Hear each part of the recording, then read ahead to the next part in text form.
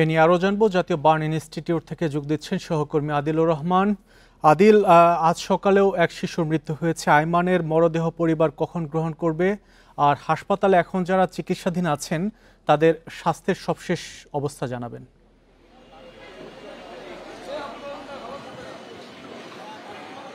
দেখুন, আইমান আজকে 9:30 নাগাদ মারা গেছে এবং গত কয়েকদিন আগে স্বজনরা যেটি আসলে বলছিলেন যে সে কথা বলছিল, সুস্থ তাকে দেখাচ্ছিল। এই হঠাৎ করে গতকালকে রাতে তার শারীরিক অবস্থার অবনতি হয় এবং আজকে ভোরবেলায় তাকে আইসিইউতে নিয়ে যাওয়া হয়। এরপরে 8:30 নাগাদ তার কার্ডিয়াক অ্যারেস্ট হয়। প্রথমে চিকিৎসকরা চেষ্টা করে তাকে ফিরিয়ে নিয়ে আসেন, কিন্তু পরবর্তীতে তাকে আসলে আর ফিরিয়ে আনা সম্ভব হয়নি। এরপরে হাসপাতালে যে প্রক্রিয়াগুলো ছিল সেই প্রক্রিয়াগুলো শেষ করার পরে 12:30 নাগাদ আরমানের যে মরদেহ, সেই মরদেহ পরিবারের কাছে হস্তান্তর করা হয়েছে এবং পরিবার এখান থেকে মরদেহ নিয়ে গেছেন উত্তরাতে যাবার পরে পরবর্তীতে আরমানের যে গ্রামের বাড়ি শরীয়তপুরের ভেদরগঞ্জ, সেখানে তাকে দাফন করা হবে। এতটুকু আসলে পরিবারের পক্ষ থেকে আমরা জানতে পেরেছি। এর পরপরই আমাদের সাথে কথা বলেছেন হাসপাতালের পরিচালক, স্বাস্থ্য অধিদপ্তরের সচিব। হাসপাতালের পরিচালক তিনি যেটি আসলে জানিয়েছেন যে এখন পর্যন্ত এখনো 5 জনের অবস্থা সংকটাপন্ন, আর বাকিদের মধ্যে 15 জনের অবস্থা ভালো। আজকে সকালবেলায় তারা যে মিটিংটি করেছেন এবং তারা যে তালিকাটি প্রস্তুত করেছেন সেখানে দেখতে পাচ্ছেন যে 15 জনকে তারা ছুটি দিতে পারবেন এবং তবে এই 15 জনকে একদিনে ছুটি দিবেন না, পর্যায়ক্রমে আগামীকাল থেকে এই তাদেরকে ছুটি দেওয়া শুরু হবে। আর এর বাইরে গিয়ে আসলে যে কয়েকজন সংকটাপন্ন আছেন তাদেরকে এই মুহূর্তে আসলে বাইরে নিয়ে যাওয়া বা উন্নত চিকিৎসার জন্য বিদেশে নিয়ে যাওয়া কোনো পক্ষে আসলে কোনোভাবে সম্ভব নয়, সেটিও তিনি জানিয়েছেন। আর এরই মধ্যে স্বাস্থ্য অধিদপ্তর যিনি সচিব আসছিলেন তিনি যেটি জানিয়েছেন যে সিঙ্গাপুরের 9 জন এবং চীনের 5 জন বিশেষজ্ঞ তারা এখানে সার্বক্ষণিক পরামর্শ দিচ্ছেন, চিকিৎসা সেবায় অংশ নিচ্ছেন এবং এইখানকার বার্ন ইনস্টিটিউটের যে 6টি ইউনিট প্রধান আছেন সেই ইউনিট প্রধানদেরকে সহায়তা করছেন এবং ইউনিট প্রধানরা তারা যে চিকিৎসাটি দিচ্ছেন, বিদেশের থেকে যারা বিশেষজ্ঞ আসছেন তারা বলছেন যে এই চিকিৎসা সেবা একদমই আসলে ঠিক আছে এবং বিদেশের বিশেষজ্ঞ যারা আছেন তারাও মত দিচ্ছেন যে এবং সিঙ্গাপুর থেকে বিশেষজ্ঞ চিকিৎসক দল এসেছে, তারা আসলে বার্ন ইনস্টিটিউটের পাশাপাশি অন্য হাসপাতালে যারা ভর্তি আছেন তাদের ওখানেও দেখতে গিয়েছিলেন কিনা, তাদের চিকিৎসা দিচ্ছেন কিনা? দেখুন, সেই তথ্যটি আমরা আসলে পাইনি। আমরা যতটুকু আসলে জানতে পেরেছি যে এখানে তারা অপারেশনে অংশ নিয়েছেন, এখানকার যারা ভর্তি আছেন তাদেরকেই তারা চিকিৎসাগুলো আসলে দিচ্ছেন এবং তাদের সহায়তা করছেন। আমি আপনাকে একটু বলে রাখি যে অন্য যে হাসপাতালগুলো, সেই অন্য হাসপাতালগুলো যেতে যারা ভর্তি আছেন তাদের তুলনামূলক শারীরিক অবস্থা ভালো এবং সেই হাসপাতালগুলো থেকে যখন খারাপ হচ্ছে তার সঙ্গে সঙ্গে কিন্তু বার্ন ইনস্টিটিউটে আসলে নিয়ে আসা হচ্ছে এবং আমরা গতকালকেও দেখেছি যে এখানে নিয়ে আসা হয়েছে যাদের শারীরিক অবস্থা খারাপ হয়ে যাচ্ছে তাদেরকে এখানে নিয়ে আসা হয়েছে। যদি আসলে সেসব হাসপাতালেও প্রয়োজন হয়, পরামর্শের প্রয়োজন হয়, চিকিৎসার প্রয়োজন হয়, সেক্ষেত্রে আসলে তারা সেই সহায়তাটা প্রদান করবেন, এমনটি আসলে আমরা জানতে পেরেছি। তবে বিশেষজ্ঞ যারা আসছেন চীন এবং সিঙ্গাপুর থেকে তারা এখন মূলত এই বার্ন ইনস্টিটিউটেই তারা চিকিৎসা সেবায় অংশ নিয়েছেন, তারাই আসলে পরামর্শ দিচ্ছেন, এতটুকু আসলে আমরা জানতে পেরেছি। এর পাশাপাশি আসলে আজকেও এই বার্ন ইনস্টিটিউটের পরিচালক তিনি আবারও একটি বিষয় জোর দিয়ে জানিয়েছেন এবং তিনি আহ্বান জানিয়েছেন যে কেউ যেন আসলে অতি উৎসাহী না হয়ে এই বার্ন ইউনিটে আসলে না আসেন এবং এই মুহূর্তে ব্লাড এবং স্কিন ডোনেশনের কোনো প্রয়োজন নেই, এটি পর্যাপ্ত আছে, ব্লাডের ব্যবস্থা করা আছে, স্কিনের আছে, তো সেক্ষেত্রে আসলে এই ধরনের কোনো ডোনেশনের দরকার নেই। যদি কেউ বাইরে থেকে না আসে সেক্ষেত্রে এখানকার রোগী যারা আছেন, দগ্ধ অবস্থায় যারা আছেন তাদের শারীরিক অবস্থা ভালো থাকবে, তার কারণ বাইরে থেকে এখানে যত বেশি ভিড় করবে তত জীবাণু সংক্রমিত হওয়ার একটা ঝুঁকি থেকে যায়। অর্থাৎ সব মিলিয়ে বলা যায় যে এই মুহূর্তে এই বার্ন ইনস্টিটিউটে 41 জন ভর্তি আছেন, 41 জনের মধ্যে 5 জনের অবস্থা বেশি সংকটাপন্ন এবং 15 জনের অবস্থা উন্নতি হয়েছে, যে কারণে আসলে তাদেরকে পর্যায়ক্রমে আগামীকালকে থেকে রিলিজ দিয়ে দেওয়া হবে, 3 দিনের মধ্যে আসলে তাদেরকে ছুটি দিয়ে দেওয়া হবে। তবে পরিচালক একটি বিষয় আসলে জানিয়েছেন যে যারা এখানে ভর্তি আছেন আসলে যতক্ষণ না পর্যন্ত তাদেরকে ছুটি দেওয়া হচ্ছে, চিকিৎসা শেষ হচ্ছে, ততক্ষণ পর্যন্ত কাউকেই আসলে সেই সংকটকার মধ্যে নেই এমন কথাটি আসলে বলা যাবে না। তার কারণ দগ্ধ রোগীদের ক্ষেত্রে দেখা যায় যে প্রথম দিন সে একেবারে স্বাভাবিক থাকে, কথাবার্তা বলে, যেমনটি আসলে আয়মানের উদাহরণ দেওয়া হচ্ছিল যে আয়মান কথা বলছিল। এর পরপরই কিন্তু আসলে হঠাৎ করে আয়মানের শরীর খারাপ হয়েছে, আয়মানের শারীরিক অবস্থার অবনতি হয়েছে এবং পরবর্তীতে আয়মান মারা গেছে। তাকে আসলে এখানকার চিকিৎসকরা শত চেষ্টার পরেও ফেরাতে পারেননি। তো এর সব মিলিয়ে যেটি বিমান বিধ্বস্তের ঘটনায় বার্ন ইনস্টিটিউটে ৪১ জনের চিকিৎসা চলছে, সেই খবর জানাচ্ছিলেন সহকর্মী আদিলুর রহমান। উত্তরায় বিমান বিধ্বস্তের ঘটনায় নিহত শিক্ষার্থী মাহিয়া তাসনিম মায়াকে দাফন করা হয়েছে মেহেরপুরে। রাইসা মনিকে দাফন করা হয়েছে ফরিদপুরের আলফাডাঙ্গায়। এর আগে মরদেহ তাদের নিজ নিজ এলাকায় পৌঁছালে নেমে আসে শোকের ছায়া।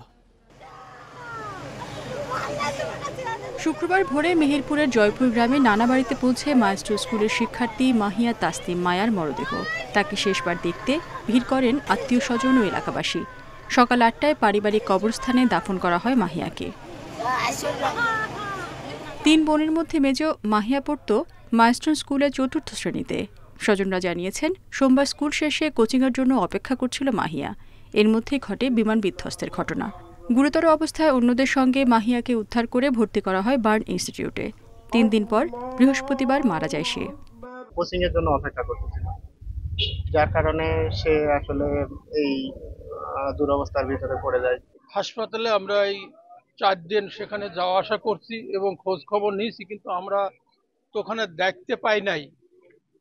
তবে ওনারা বলছে ভালো আছে। একই দুর্ঘটনায় নিহত ৩য় শ্রেণীর ছাত্রী রাইসা মনিকে দাফন করা হয়েছে ফরিদপুরের আলফাডাঙ্গায়। বিমান বিধ্বস্তের পর থেকেই নিখোঁজ ছিল সে। সিএমএইচে তাকে শনাক্ত করেন তার বাবা শাহাবুল শেখ। ডিএনএ রিপোর্ট নিশ্চিত হওয়ার পর বৃহস্পতিবার রাতে পরিবারের কাছে হস্তান্তর করা হয় রাইসার মরদেহ। রেশমি নন্দী, ইন্ডিপেন্ডেন্ট নিউজ। মাইলস্টোন স্কুলে বিমান দুর্ঘটনায় নিহত ৩ শিক্ষার্থীর কবরে শ্রদ্ধা নিবেদন করেছেন বিমান বাহিনীর প্রধান। সকালে রাজধানীর দিয়াবাড়িতে এই শ্রদ্ধা নিবেদন করেন তিনি। পরে নিহতদের আত্মার মাগফিরাত কামনায় দোয়া করেন। একই পরিবারের নিহত ৩ শিক্ষার্থী হলেন ওমায়ের নূর আশফিক, বুরহানুদ্দিন বাপ্পি ও মাহিদ হাসান আরিয়ান। শ্রদ্ধা নিবেদন শেষে বিমান বাহিনীর প্রধান air chief marshal Hasan Mahmud Khan এবং তার সহধর্মিণী বাফওয়ার সভানেত্রী সালেহা খান নিহতদের পরিবারের সঙ্গে দেখা করেন। শোকাহত পরিবারের প্রতি সহমর্মিতা প্রকাশ করেন তারা। যে কোনো প্রয়োজনে নিহত ৩ শিশুর পরিবারের পাশে থাকার প্রতিশ্রুতিও দেন।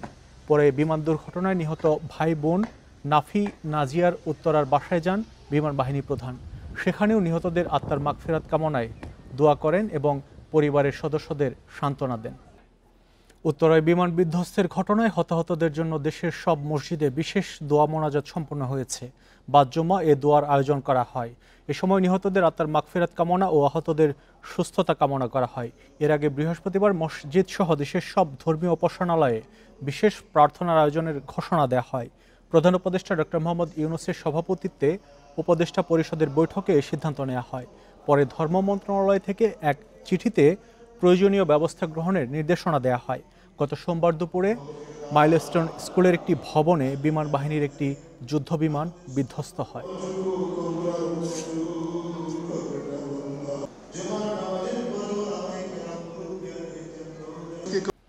শেরপুরের নালিতাবাড়ি সীমান্তে নারী ও শিশুসহ ২১ রোহিঙ্গাকে পুশিন করেছে বিএসএফ। গভীর রাতে নাকুগাঁও সীমান্ত দিয়ে তাদের পুশিন করা হয়।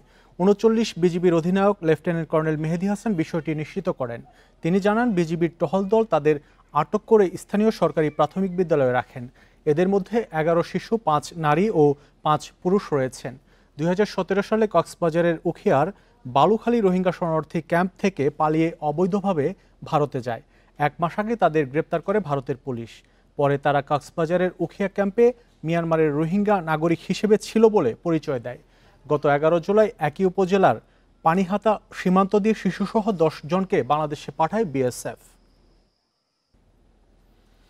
মিটফোর্ডে ব্যবসায়ী সোহাগ হত্যা মামলার এজাহার থেকে ৪ আসামির নাম বাদ দেওয়ার অভিযোগ তুলেছে নিহত ব্যবসায়ীর পরিবার।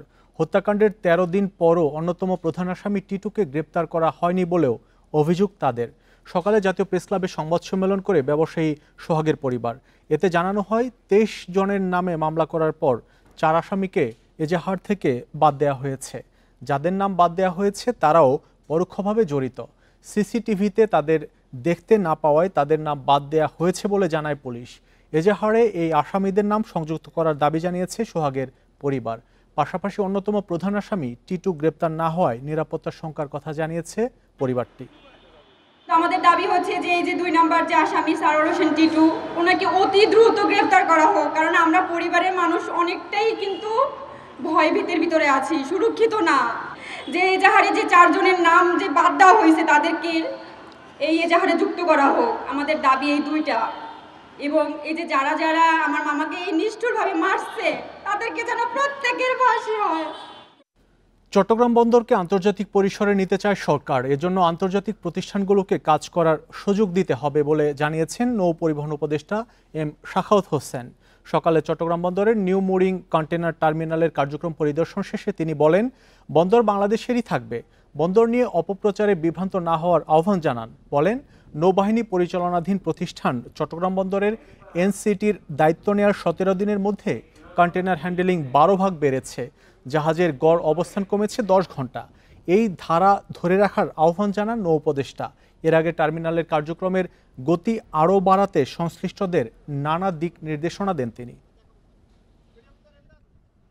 চট্টগ্রাম পোর্ট আমাদের সম্পত্তি, এটা আমাদের কাছে থাকবে। যদি কেউ অন্যভাবে প্রপাগান্ডা করে থাকে, আমি আশা করব যে দেশের স্বার্থে এই ধরনের প্রপাগান্ডা যেন না করে। আমরা সামনের দিকে যেতে চাই, আমরা আন্তর্জাতিক অঙ্গনে যেতে চাই, আমরা নিজেদের মধ্যে পড়ে থাকতে চাই না। উত্তর বঙ্গোপসাগরে অবস্থানরত সুস্পষ্ট লঘুচাপটি নিম্নচাপে পরিণত হয়েছে। ভোর 6টায় এটি পায়রা সমুদ্র বন্দর থেকে 110 কিলোমিটার দক্ষিণ পশ্চিমে অবস্থান করছিল। এটি আরও উত্তর পশ্চিম দিকে অগ্রসর হয়ে আজ বিকেলে পশ্চিমবঙ্গ বাংলাদেশের উপকূল অতিক্রম করতে পারে। এর প্রভাবে রোববার পর্যন্ত খুলনা, চট্টগ্রাম ও বরিশালে ভারী থেকে অতি ভারী বৃষ্টি হতে পারে। এতে চট্টগ্রাম, রাঙামাটি, খাগড়াছড়ি, বান্দরবান ও কক্সবাজারের পাহাড়ি এলাকায় ভূমিধসের শঙ্কা রয়েছে। আবহাওয়া অধিদপ্তরের তথ্যানুসারে সাগর উত্তাল থাকায় উপকূলীয় এলাকায় ঝড়ো হাওয়া বয়ে যেতে পারে। সব সমুদ্র বন্দরগুলোই জারি রয়েছে 3 নম্বর স্থানীয় সতর্ক সংকেত। উপকূলীয় এলাকায় 1 থেকে 3 ফুট উচ্চতার জলোচ্ছ্বাস হতে পারে। পরবর্তী নির্দেশ না দেওয়া পর্যন্ত সব মাছ ধরার নৌকা ও ট্রলারকে নিরাপদে থাকার নির্দেশ দেওয়া হয়েছে। 2 সপ্তাহের ব্যবধানে মুরগির কেজিতে বেড়েছে 20 থেকে 30 টাকা। পাশাপাশি বাজারে এখনও চড়া কাঁচামরিচের দাম। বিক্রি হচ্ছে 250 থেকে 300 টাকা কেজি দরে। এদিকে দাম বেড়েছে পেঁয়াজেরও। ফার্মের মুরগির বাজার যেন স্থির হচ্ছেই না। উৎপাদন এবং যোগানের ঘাটতির কোনো তথ্য না থাকলেও দামের ওঠানামা চলছেই। ব্রয়লার মুরগির কেজি বিক্রি হচ্ছে 170 থেকে 180 টাকায়। সোনালী মুরগির কেজি 310 থেকে 320 টাকা। সপ্তাহ দুয়েক আগেও যা কেজিতে ছিল 20 থেকে 30 টাকা কম। সোনালী মুরগি বাড়ছে প্রায় কেজিতে 20 টাকা বেড়ে গেছে। আগে যেখানে সোনালী মুরগি ছিল 250 টাকা, এখন নিতে হচ্ছে 350, 320 এরকম করে। এদিকে সপ্তাহের ব্যবধানে কেজিতে 5 থেকে 10 টাকা বেড়েছে পেঁয়াজের দাম। কেজি বিক্রি হচ্ছে 60 থেকে 65 টাকায়। রসুন বিক্রি হচ্ছে আগের বাড়তি দামেই 140 থেকে 160 টাকা কেজিতে। আদার কেজি 180 টাকা। আপনার পেঁয়াজ বাজার ছোট সাইজ 60 টাকা আর বাছা বড় হলো 65। কিছুদিন আগে কাঁচামরিচের কেজি 400 টাকা পর্যন্ত উঠেছিল। এখন কেজি বিক্রি হচ্ছে 250 থেকে 300 টাকায়। এছাড়া ভারত থেকে আমদানি করা কাঁচামরিচ 180 থেকে 200 টাকা কেজিতে বিক্রি হচ্ছে। দাম তো কমছে, মাঝখান দিয়ে 300 টাকা কেজি ছিল, 240 টাকা কেজি। এর আগে তো 80 টাকা কেজি ছিল। বাজারে সবজির দামও আগের চেয়ে কিছুটা বেশি। করলা, কাঁকরোল, বেগুন, বরবটি সহ বেশিরভাগ সবজির কেজি 60 থেকে 80 টাকার মধ্যে। Tareq Hossain, independent news, Dhaka. ভরা মৌসুমে বরিশালের মোকামগুলোতে ইলিশের সরবরাহ খুবই কম। দাম বেশি থাকায় ক্রেতাও নেই তেমন। এতে কর্মহীন এ খাতের অনেক শ্রমিক ও ব্যবসায়ী। নাব্যতা সংকট, জাটকা নিধন ও সরকারের তেমন উদ্যোগ না থাকায় মিলছে না পর্যাপ্ত ইলিশ, বলছেন ব্যবসায়ীরা। বরিশাল নগরের পোর্ট রোড মৎস্য আড়ত, এখান থেকেই বিভিন্ন বাজারে ইলিশ সরবরাহ হয়। তবে আগের মতো নেই ইলিশ। ব্যবসায়ীদের দাবি, আগে প্রতিদিন গড়ে 150 থেকে 200 মন ইলিশ আসলেও 3 বছর ধরে নেমেছে মাত্র 50 মনে। এমন কোনো দিন নেই 1-1.5 মন মাছ না থাকলে, এমন কারণ 50 মন মাছও হয় না। কারণ এখন ইলিশের বড় মৌসুমি, এই মনে করেন আষাঢ় শ্রাবণ মাসে এলে তো আমরা বর্ষা নামলে ইলিশ মাছের বড় মৌসুম, অত নদী তো মাছ নাই। এই রোড মালিক সমিতির অন্তর্ভুক্তি যারা আছে তারা খুবই একটু খারাপ অবস্থা। এখানে শুধু কিছু ওই হারসা মাছটা আমদানি হয়, এর উপরই পোর্ট রোড নির্ভর হয়, সামান্য কিছু ইলিশ আসে। নাব্যতা সংকট, জাটকা নিধনের কারণে মাছ পাওয়া যাচ্ছে না, সরবরাহ কম ও চড়া দামের কারণে কমেছে ক্রেতাও। এখন 700-800 টাকা কেজি, এই আমাদের পক্ষে কেনা সম্ভব না। জেলেরা ওই আপনার খরচা করে টাকা ট্রলার নিয়ে নামে, মাছ পায় না, আবার রিটার্ন চলে আসে। একবার নামলে প্রায় 30,000 টাকা খরচ হয়ে যায়। ইলিশের সরবরাহ বাড়াতে নদীর নাব্যতা ফেরানো ও জাটকা নিধন বন্ধের চেষ্টা করছে মৎস্য বিভাগ। নাব্যতা যাতে বৃদ্ধি পায় তার জন্য আমরা এই বরিশাল জেলার 3টি অগ্রাধিকার এলাকা দিয়েছি, একটা মেহেন্দিগঞ্জ, একটা হিজলা, একটা হচ্ছে বাকেরগঞ্জের। বিগত 2 বছর যাবত এখানে রাতে দিনে জাটকা সংরক্ষণের জন্য আমাদের অভিযানটা এবং তদারকিটা বিগত কয়েক বছরের চেয়ে অনেক ভালো ছিল এবং আমরা রাতও পাহারা রাখছি। এই আড়তে আকার ভেদে মন প্রতি ইলিশ বিক্রি হচ্ছে 55,000 থেকে 1 লাখ টাকা পর্যন্ত। Independent news. গেল সপ্তাহের তুলনায় চাঁদপুরে বেড়েছে ইলিশের সরবরাহ। উপকূলীয় ইলিশ মিললেও দেখা নেই চাঁদপুর নদী অঞ্চলের ইলিশ। দাম কেজি প্রতি 400 থেকে 500 টাকা কমেছে, তবে সরবরাহ বাড়ায় প্রত্যাশা অনুযায়ী দাম কমেনি বলছেন ক্রেতারা। চাঁদপুরের পদ্মা মেঘনায় দেখা নেই ইলিশের, জেলেদের জালে ধরা পড়লেও তুলনামূলক কম। তবে নোয়াখালী, লক্ষ্মীপুরের রামগতি, বরিশাল, বরগুনার ইলিশের সয়লাভ। দেশের সবচেয়ে বড় ইলিশের বাজার চাঁদপুর মৎস্য অবতরণ কেন্দ্র। শুক্রবার সকালে এই মাছঘাটে 500 মনের বেশি ইলিশ সরবরাহ হয়েছে। 1 কেজি ওজনের ইলিশ 2100 থেকে 2200 টাকা, যা গেল সপ্তাহে ছিল 2600 থেকে 2700 টাকা। আকার ভেদে প্রতি কেজি ইলিশের দাম কমেছে প্রায় 500 টাকা। আগের তুলনায় মাছ আজকে অনেক বেশি আছে ঘাটে, আর মাছের দামও অনেক কম। 700 গ্রাম যেটা 2200 টাকা ছিল, এটা হয়ে গেছে 1600-1800 টাকা। মাছের সরবরাহ বৃদ্ধি পেলেও দাম খুব একটা কমেনি বলছেন ক্রেতারা। 2700 টাকা করে কেজি, তো মনে হচ্ছে তুলনামূলকভাবে দাম অনেক বেশি।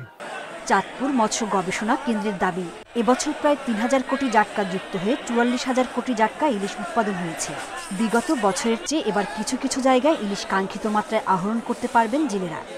5% সফল প্রজনন পরিলক্ষিত হয়েছে, যেটা ফলশ্রুতিতে প্রায় 44,000 কোটি জাটকা ইলিশ জনতায় নতুন করে যুক্ত হয়েছে, যেটা বিগত বছর থেকে প্রায় 3,000 কোটি নতুন করে জাটকা জনতায় যুক্ত হয়েছে। গত 1 মাসে পদ্মা মেঘনায় ইলিশ রক্ষায় অভিযানে অবৈধ 6 লাখ মিটার কারেন্ট জাল জব্দ করেছে মৎস্য বিভাগ। Independent news. এই ছিল বিরতিহীন সংবাদ দুপুরে। ইন্ডিপেন্ডেন্ট টেলিভিশনের সব খবর বিস্তারিত জানতে চোখ রাখুন ইউটিউব, ফেসবুক এবং এক্সে। এতক্ষণ সাথে থাকার জন্য ধন্যবাদ সবাইকে।